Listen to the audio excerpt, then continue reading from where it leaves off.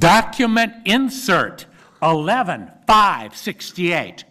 Extract from the Journal of Marshall E. Bowen, South LA, November 5th, 1968. It was my second beating at the hands of my former and future, once this operation has concluded, LAPD brethren. I fared better at my first one, for Mr. Holly's script had prepared me.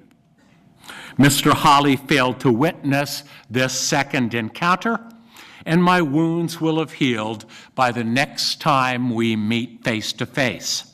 I may or may not tell him of the incident, critique my spontaneous performance, and request that he not discipline the officers involved.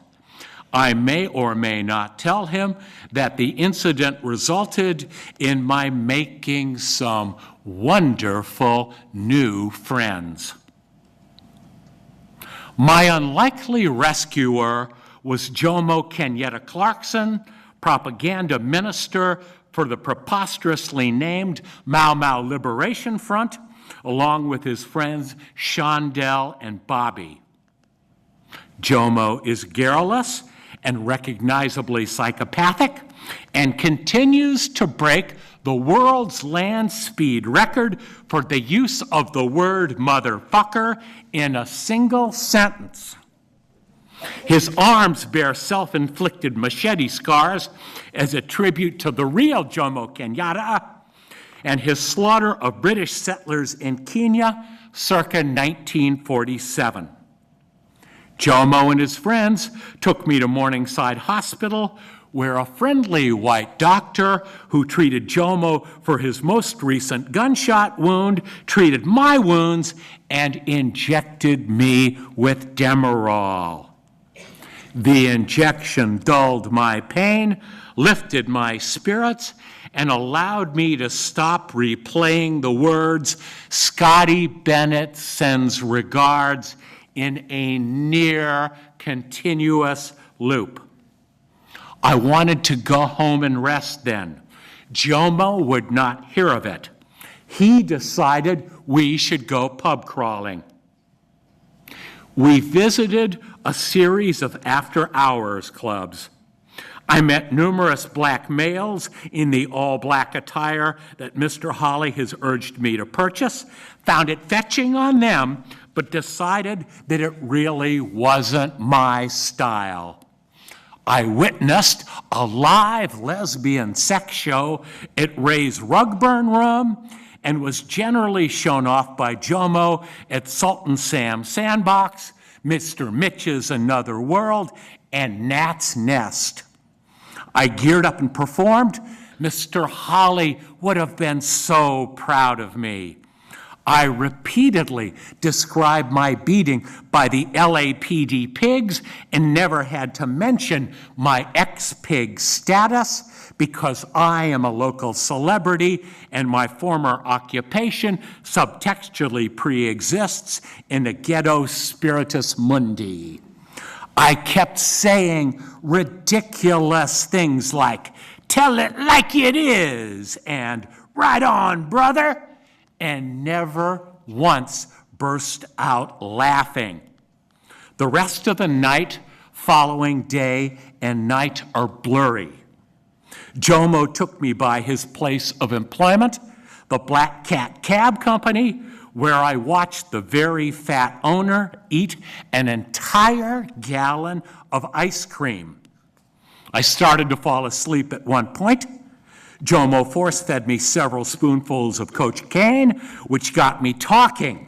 It felt like an out-of-body experience spawned by alcohol, drugs, sustained shock, and many weeks of barely controlled stress, excitement, and wonderment, all filtered through what Mr. Holly has described as my innate actor's instinct and flair.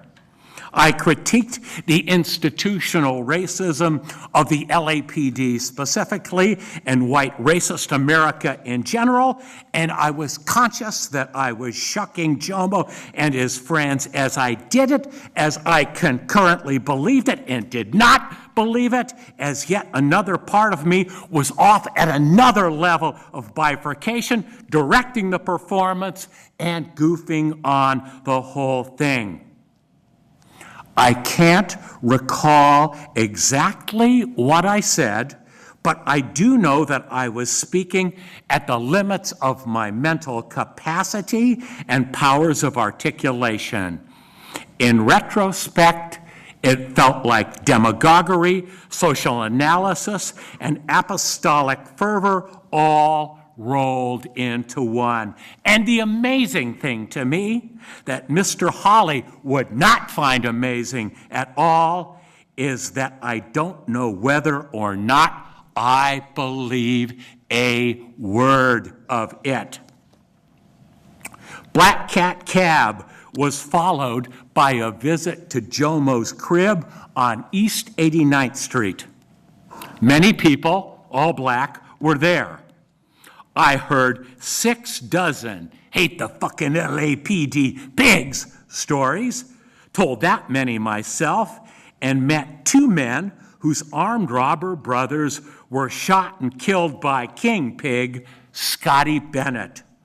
Jomo tried to pass off a shapely toffee-colored girl with a tinted afro on me, but I excused myself with something about my main bitch. Jomo ensconced me in a room festooned with revolutionary wall posters and filled with stacks of fatuous polemics, and I fell asleep for a very, very long time. My dreams were my standard ones and easily explained, given my life's overweening fixation. There were shapeless waves of green representing the emeralds and the odd spatial doublings and triplings of prone shapes, my persistently unconscious urge to discover what truly happened at 84th and Budlong that day. At one point, I thought I saw a white woman with dark gray streaked hair looking in on me, but it was just a wisp. 24 people were sitting in Jomo's living room when I stumbled out however many hours later. They gave me a standing ovation. It was a superlative reward for my performance. I have moved to a dingy crib on the Watts border. I've started spending time at Black Cat Cab. My MMLF and or BTA recruitment is imminent, but I am not rushing into anything. I want this performance to last. It's my circuit back to February 24th, 1964. Every disenfranchised part of me knows this to be true.